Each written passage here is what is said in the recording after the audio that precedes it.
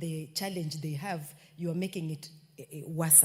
So I thank my senior brother, Honorable Wangwe, for this intensively and extensively well done job. I second, Mr. Speaker.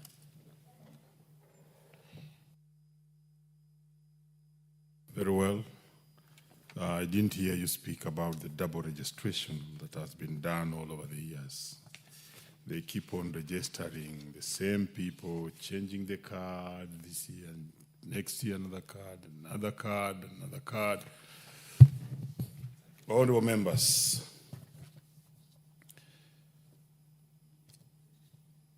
I now propose the question that consideration of the performance audit report on the provision of services to persons with disabilities by the National Council for Persons with Disabilities be now read a second time. Yes, Honorable Bakudanga.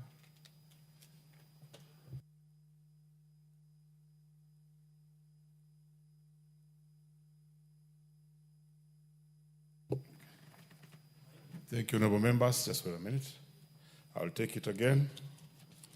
Honorable members, I now propose the question that this House adopts the report of the Public Investment Committee on Social Services, Administration, and Agriculture on its consideration of the performance audit report by the Auditor General on the provision of services to persons with disabilities by the National Council for Persons with Disabilities laid on the table of this House on Tuesday, 30th July 2024. Honorable Danga, you may now take. Thank you, Honorable Speaker. I stand to support the Auditor General's report on the provision of services to the people of living with disabilities. And I want to thank Honorable Wangwe for moving the motion. Honorable Speaker, it is true that people living in disability in this country are living under very difficult conditions. Mr. Speaker, in the last Parliament, I did make a question to the Cabinet Secretary over the issue of registration of people living with disability, and it came to the committee under the chairmanship of Honorable Wanga, who was a member of this House. And Nelson Marwa came to respond to the same. Little has been done, Honorable Speaker, because for a person to be registered as a person living with disability by the council, and you know they have to be approved by a doctor, and there are very few. And then it is, it is very harrowing for a member, a person living with disability, to be registered. And again, the registration is not done once. I thought after assessment of a person to have been proved to be a person living with a disability, the disability is permanent. I don't think that at one point that disability disappears. So like a person living with disability coming from Matayos or Navajo or so, coming to Nairobi, you can see the pressure on the Nairobi roads, the pressure of people in Nairobi, that person coming, and sometimes they go without being registered. You can imagine what it is.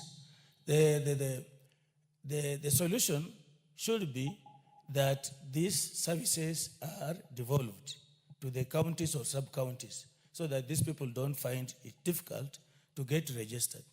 Mr. Speaker, walking around Nairobi streets, you will see a lot of people living with a disability, begging, and that kind of thing. And it is being said that even some of them are being abused and misused by other people. They're making business out of the few coins that they are making. This is something that we need to rid of in our country, giving them assistive devices, the cash transfer to reach them all. And even, Mr. Speaker, sometimes even this cash assistance, when you go to places where it is being done, like in the past it was being done even at social hall, the people who surround these people even con them of the money. Many times they don't get the money home. So we really need to work on this. Even the schools, our schools should be given even priority, the special schools. You get that even the ratio of teacher to pupil is very low. They must be given the priority they deserve. When we are doing our constructions, we need to put there the facilities that are required for people living with disability to assist them, the ramps and so on and so forth. I once went to Brussels, and I've never seen a shorter man like the one I saw in Brussels. But he is in the office at the European Union Parliament. He's given facilities that will make him do the work that he does, the table, the chairs, everything. This is what we need to consider for our country, and I want to thank the Honorable Wango for moving this. I support Honorable Speaker. Very well, the Honorable Kuria Kimani.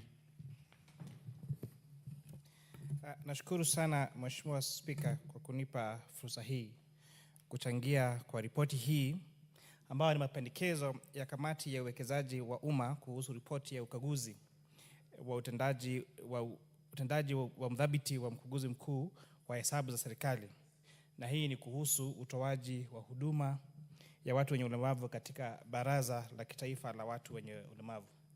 Ripoti hii Mheshimiwa Spika inaangazia hesabu hizi za kifedha za mwaka wa 2013 na 2014 hadi mwaka wa 2019 na mwaka wa 2020. Ingawa kamati hii imefanya juhudi kubwa sana ya kuhakikisha kwamba wameangazia hizi ripoti ambazo zimewasilishwa kwao na mkaguzi mkuu wa hesabu za serikali, unaona kwamba Spika, bado kuna muda mrefu sana ambao hizi hesabu za hii shirika hazijaangaziwa na kamati. Unapata kwamba hii ripoti inafika mwaka wa 2020, na kwa hivyo kuna miaka 5 ambayo haijaangaziwa. Na ukiangalia Mheshimiwa Spika, hata katika sheria zetu za upande wa Tax Procedures Act inasema ya kwamba zile rekodi ambazo halmashauri ya KRA ama ya utoza ushuru inaweza kuja kuangalia katika biashara yako ni ya miaka 5. Kwa hivyo hii tayari inakiuka sheria zingine ambazo zimeangaziwa ama zimeweza kupitishwa katika bunge hili Mheshimiwa Spika.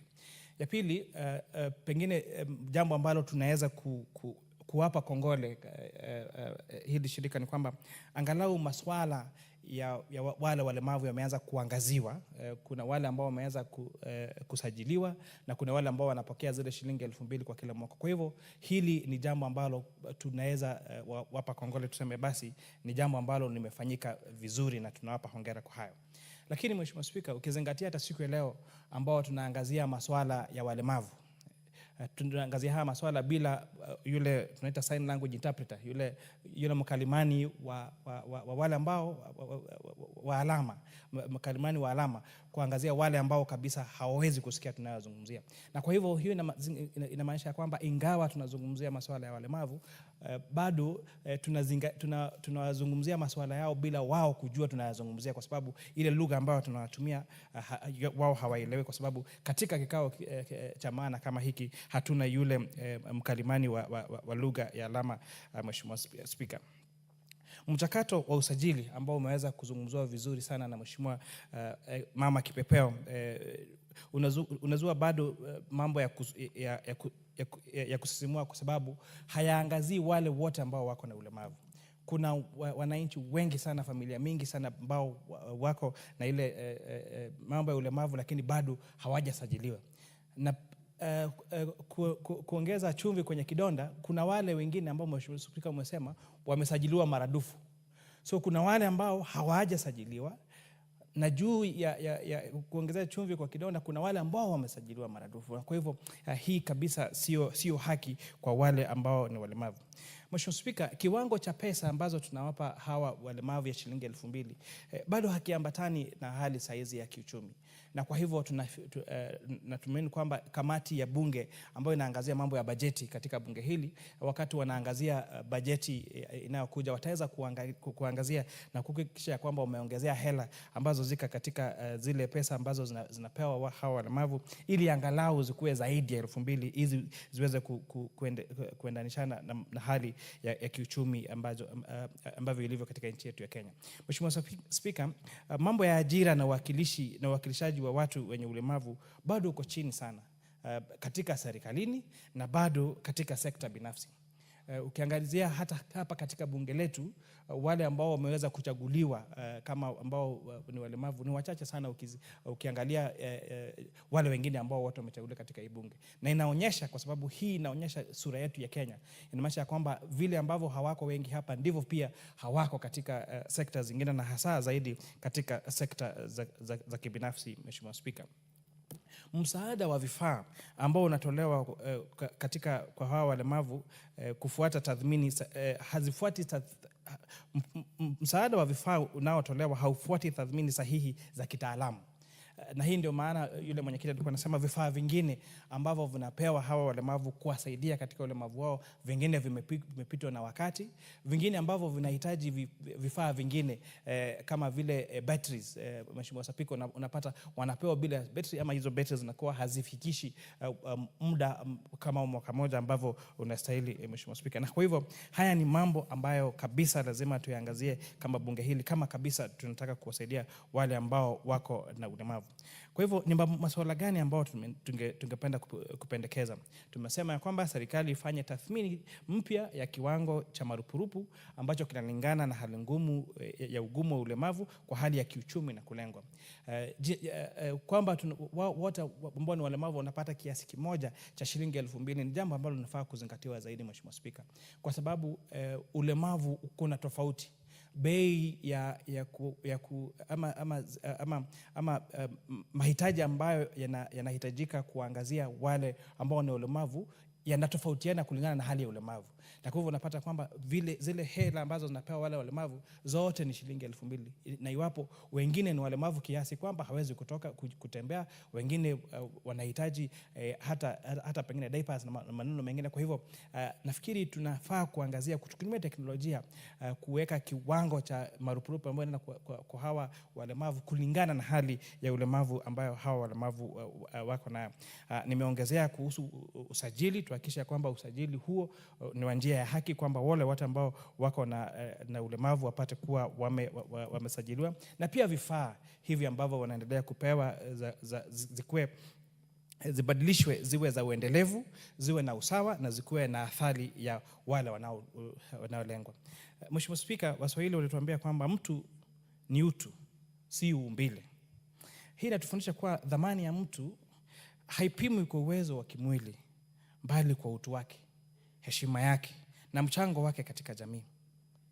Nakumbusha pia kwamba ulemavu si udhaifu, bali ni utofauti.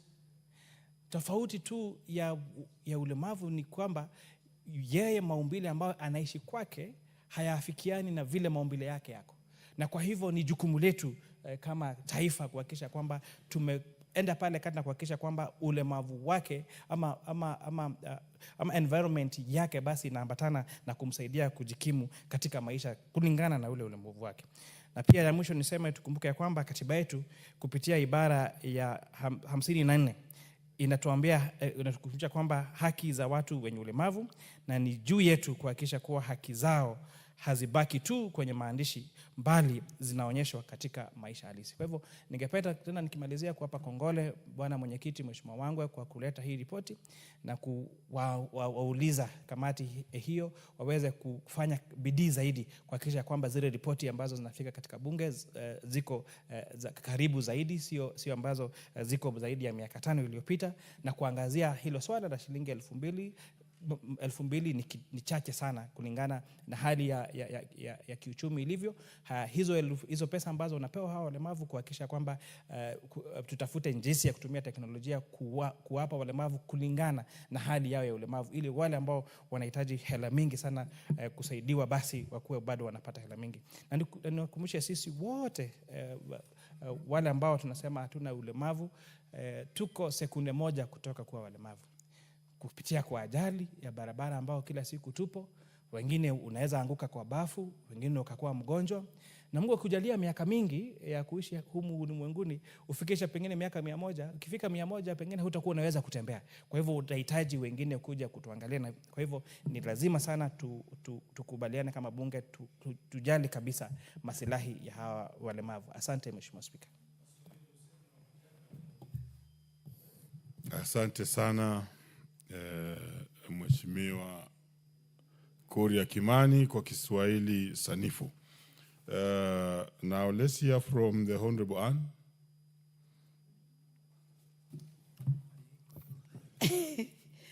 Thank you, Honorable Speaker.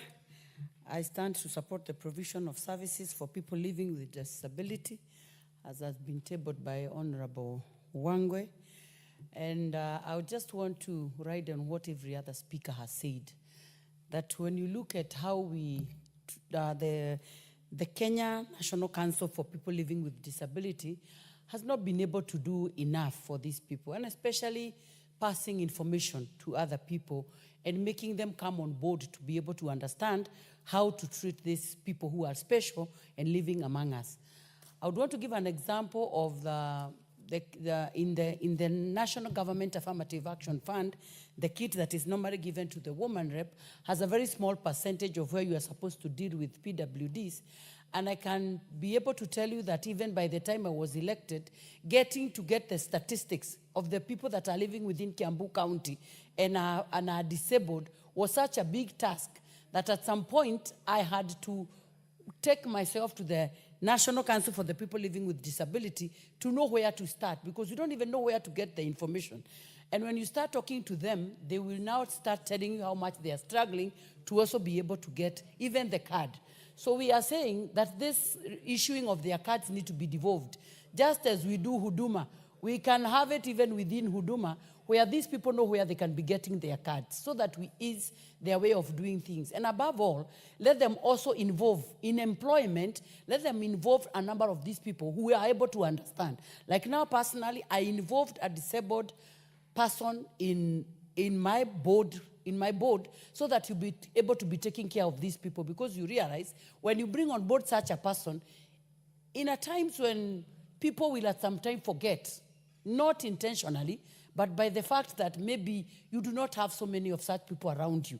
So when you have such people in so many boards that are involved in such things, then they'll be able to be presenting these issues of these people. And above all, I would also want to talk on the increment. From the 2,000, when you look at the 2,000 is to the person who is disabled.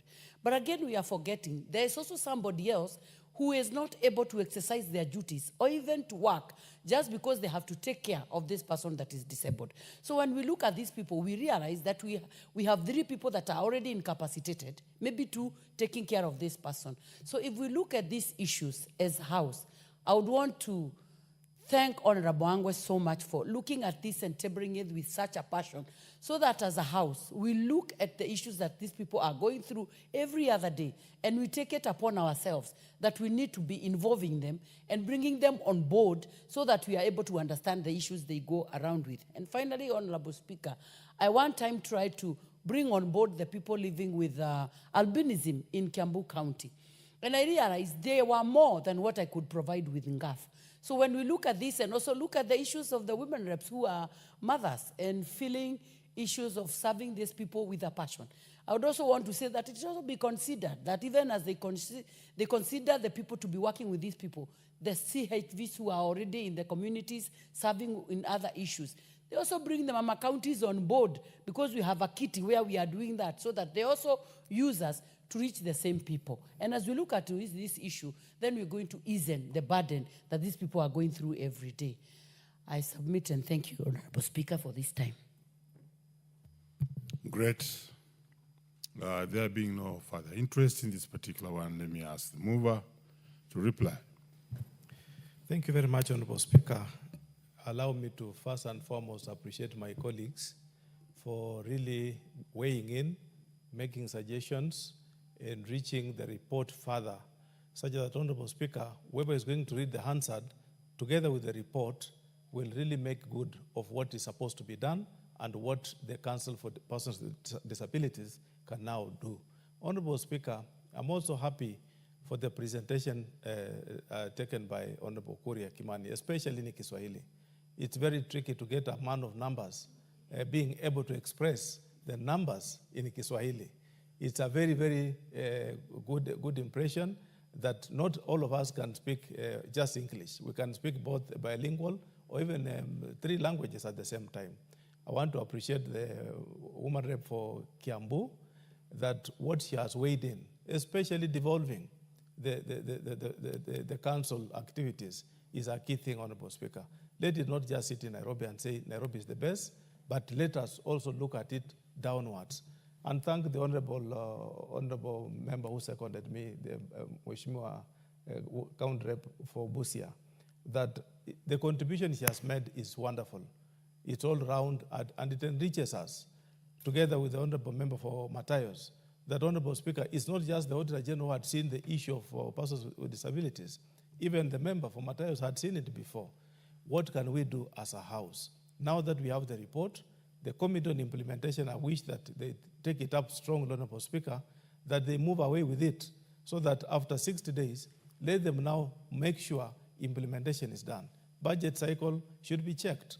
Let us see that when the budget comes into this house, there is something positive towards the council, so that we move together as one. Remember, Honorable Speaker, when we are saying we are giving stipends, and we say we rationalize it at 2,000, 2,000 is for the elderly, a mother of some other people behind.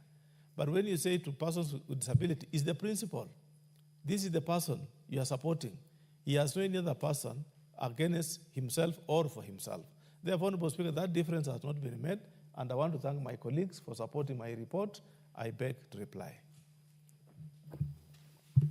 Very well. You should have also thanked me for reminding you that the registration is done every year. Change of the card, every time they have to pay money, and you are told this card cannot work this year, next year another one. When you retire back to your table and you meet the auditor and other authorities, please check on that. Honorable members, we shall defer putting of the question to this particular one until the next sitting. Next order. Order number 14, motion, consideration of the fifth report on the financial statements for the NGCDF accounts for 6 constituencies in Busia County.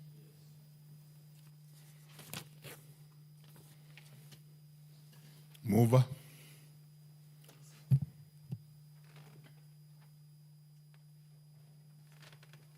Very well, honorable members. The mover to this one had actually asked permission because he's engaged elsewhere, and therefore we shall also defer this particular motion to the next sitting. Honorable members, let's be upstanding.